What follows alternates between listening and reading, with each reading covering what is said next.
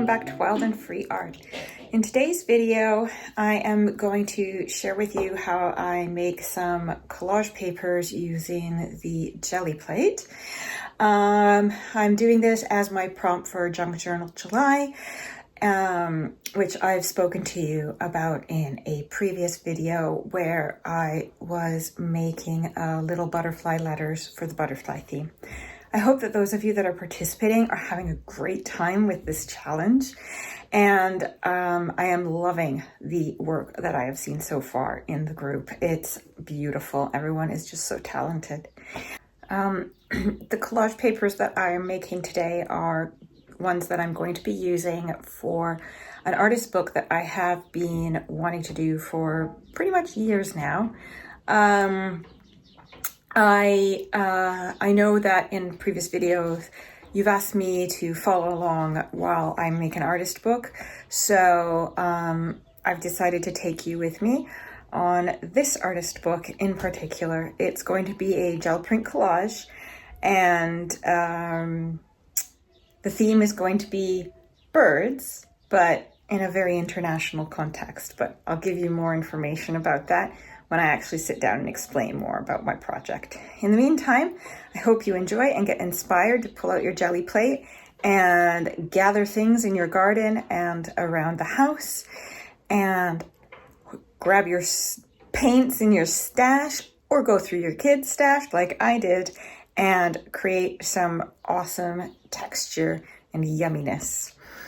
And remember, if you share it, use the tag #JunkJournalJulyUK. And like before, the list of participating channels is just below. Before I went and started working on my papers, I took a little wander around my garden and collected some grasses and leaves, flowers, etc., some feathers that I wanted to use to help me make some textures. The other things that you'll need are your jelly plate, of course, and paint. I have stolen from my children ready mixed paints. I have my metallic paints, and I have my more artistic kind of better quality paints as well. And you're also going to need, of course, a brayer and a palette knife in my case to get the paints from the container, and a piece of plastic to use to mix the colors because I don't have that many colors left. So that's why I have the kids' paints. They have one of each of the primary colors, so I know I can make something happen. I also grabbed a glass that I had in the house that I like the pattern on, my trusty cloth, and my plastic placemat, which I always seem to use when I work on my jelly prints. So, and of course, paper, as you always need. I'm just using copy paper. You can use whatever paper you want. So my first step was to get my jelly plate ready and begin with putting down some paint and starting with one of the colors. I am going to be using these for collaging scenes that are going to involve birds, and in honor of nature and of also this whole Junk Journal July theme being the Hail Herbology set, I decided to use mostly grasses and natural things to create the textures. You'll see here that I did also use a few other bits. Not everything worked out like I wanted it to, but I will discuss that a bit more later. For now, I'm just going to put some music on and speed the video up a bit because I did work for an hour and you do not want to see me do this for an hour. So you can just see how I did my method and how I worked on it. The one thing I will say is that the ready mixed paints were quite runny, so I did find it a bit difficult to get a decent print with them, and you'll see that I've mixed them with some of my other full body paints, just to be able to use them a bit better. And you'll see that I've also kind of like pulled off a lot of it in order to use it, just to make it work a bit better. So enjoy, and I will be back when I show you the finished products.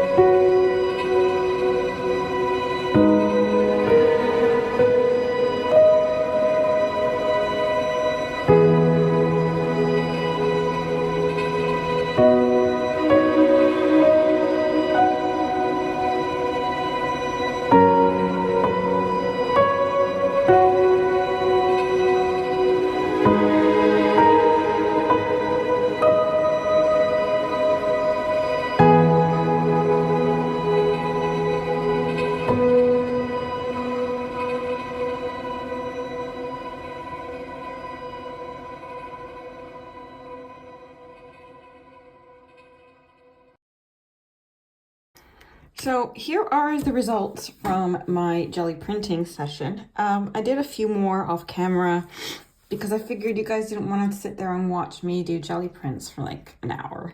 So I'll just explain quickly how I did them, more or less if I used any extra bits, and I'll show you how they've come out. I've also separated them so that you can just see the one print at a time to make it easier. So there's a mix of good and bad. But the thing is, like with all collage papers, one thing you have to remember is that you don't necessarily have to use the entire thing, right? So you might really like this part here, and you might use just this part here. Whereas, you know, for another project, just this simple part here would be fine.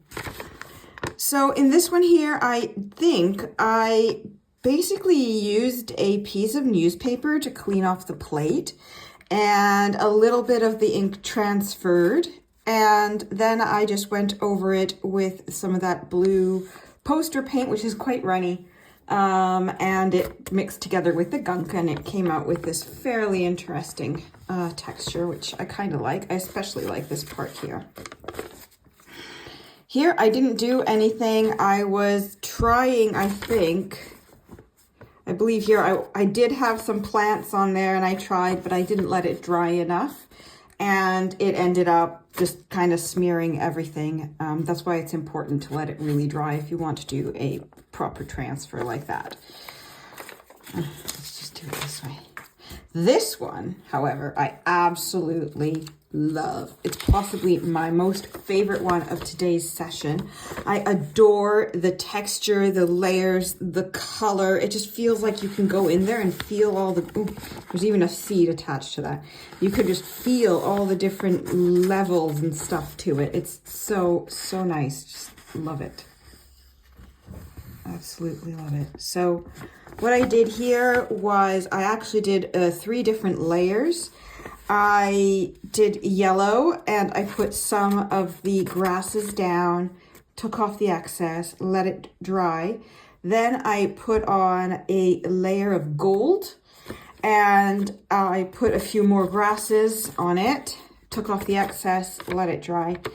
And then I went over it all in brown and pulled the print. These are just seeds that came off and I actually really kind of like it. I like the little details in some of those and just seeing all the different layers. It just came out really cool. So it's definitely one of my favorites. This one I just did to clean off the plate after I had tried another print. So I didn't do anything fancy, but I do love the color combinations and I love that. Definitely I'll be using this in my collage that I will be doing. Here, I can't remember what I was trying to do with this one. I don't think I did anything special. I think I was just trying to clean off the yellow that really did not want to come off. And yeah, I just wanted something with some green tones, darker green tones. Yes, that's what I did, darker green tones. So I mixed some blue and yellow onto that. And I still had some of this lighter turquoise mixed in, still on the plate. So it pulled up as well. I wanted to try and get a tone of all the colors of the rainbows plus light and dark colors for the art book that I'm going to be making. So that's why the colors are kind of all over the place. Usually I tend to use my same usual colors, but I pushed myself outside the box for that. Here I wanted to get orange and I have achieved that. I did use the rubbing alcohol on this so you can kind of see the little dots and stuff that it has made. Rubbing alcohol. It was alcohol-based hand sanitizer.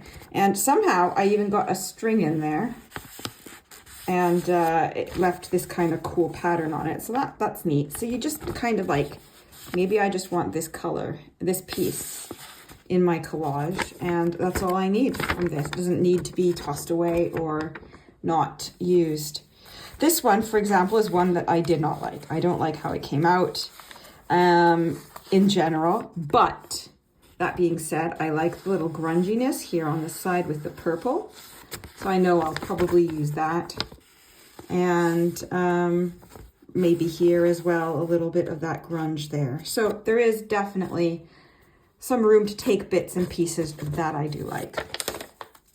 Again, this is one that I wasn't quite pleased with. I basically used this side to pull the ghost print, and then I pulled another print on top of it just to clean off the plate to try and fill the gaps, but I'm not too keen on it. Although I do like this texture and this brown here and here, so I will probably use some of that in my prints.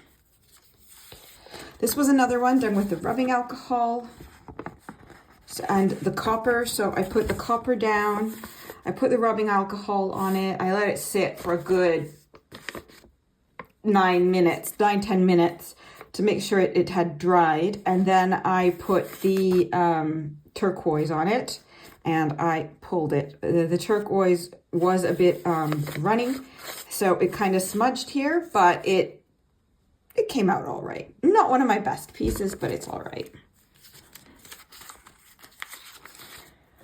Again, another one I'm not particularly keen on.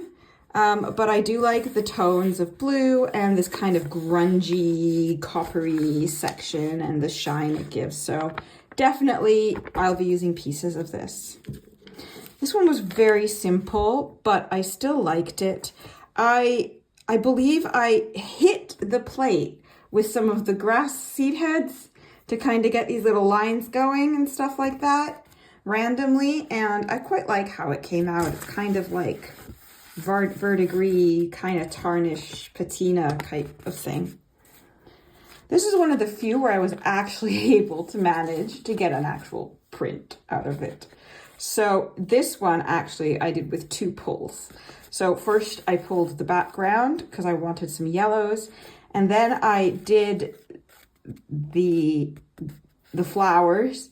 I pulled off the excess with my scrap paper. I let it, and then I pulled off the flower, and then I printed it on, I used this one to pull the print. So we end up with this, and I actually quite like how this one came out. With this one here, I used some silver and blue, and I used the side of my palette knife to make little lines in it and to give this kind of textured effect. And I quite like how it came out. I like the color anyway. Here I used that rubber placemat just to put on there. I was cleaning it off the roller. I just put that on to give it some interest, and then I just pulled the print, so nothing fancy there, but definitely elements that I can use to add more texture to my image. I love the way this color came out, this beautiful pearlescent silvery pink. It is amazing, and I'm definitely using this one. I might even scan it first and keep it in my permanent archive just to see, although the metallics don't always scan well, so we'll have to test it and see what happens. This is another one where I actually managed to pull a print. I think you saw this one on the process video. So you'll see how I made that. I love the colors on this one. They are so beautiful, gold and silver and pink. And I did use the grasses here. You can see a few seeds stuck onto that. And I just used the edge of that fabric curtain that I use a lot with the circles on it to just add extra texture to this. I cannot remember how, I think I was trying to get a print on this, and I definitely didn't let it dry enough and it smudged. But it's okay. I don't mind some of the colors and grunge and textures that are here, so it's still useful. I do enjoy this one. I was just trying to like lift off the excess paint color that I had on there, so I was just threw a color on to pull it off, but I do like how the colors work together. So I think this is a good keeper as well. This was just another cleaning of the plate here. Nothing fancy, but it still adds some good color and some gray tones. Here again, I tried to pull the botanical print. I have some grass that's stuck in there, but that's all fine.